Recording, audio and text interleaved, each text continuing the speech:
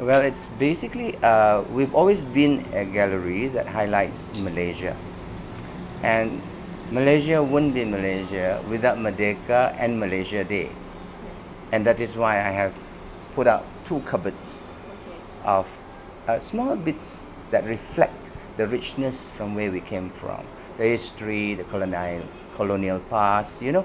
And in the separate documents you have seen, there was Malacca, there were the Dutch, and then the English, and the English colonial influence on the people at large, and the royalty and the palaces. And then the act of the feeling of nationalism as reflected in some of the songkits that you have captured earlier. And then we go up to the top where we see Tengku having finished negotiating with the British, and he has come home, and he is in Malacca, and that's Merdeka for 1957, 31st August for Malaya. And once Malaya was independent, Tengku saw a need for a larger alliance, and he's got Singapore, Brunei, Sarawak, and North Borneo. And we know the story. Singapore, Sarawak, and Sabah, as we know it today, became Malaysia on the 16th of September 1963.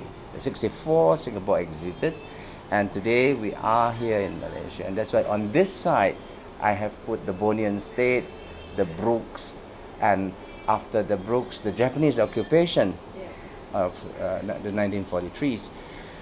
And post-occupation, that's when Sarawak became British, you know, and eventually joined Malaysia. And the Declaration of Malaysia in 1963, 16 September, is right at the top, where you can see it. And then we celebrated the fusion of the cultures that you find over here in Semenanjung, which is the Malay culture, the Thai, Siamese Thai, the Wayang Kulit, Kelantan, the culture of the Pantai Timur, Penang. You know, it's so rich. Perak, Johor, and then we link it with the unique cultures and the indigenous world of Sarawak, the Bornean states, you know, Sarawak and Sabah, and the rest, I think, is history. Yeah.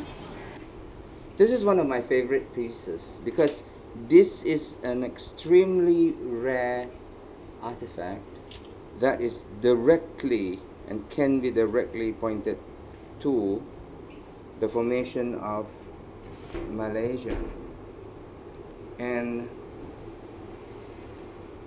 the fact that you can see the flag of Sarawak here, and the others. So this is during the period when we virtually have, in 1963, the ending of civilization, almost of the Peranakan culture, because they have gone, they're still there, but it's not that strong as in, you know, the pre-war era and the post-war era in the 50s and the 60s. So the 60s, I think it was already, this is the last phase of that. And this metalwork is typically work done for the Peranakan community.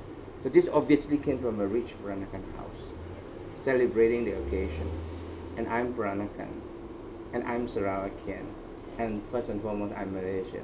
So I could link to everything in here. This is my favorite piece.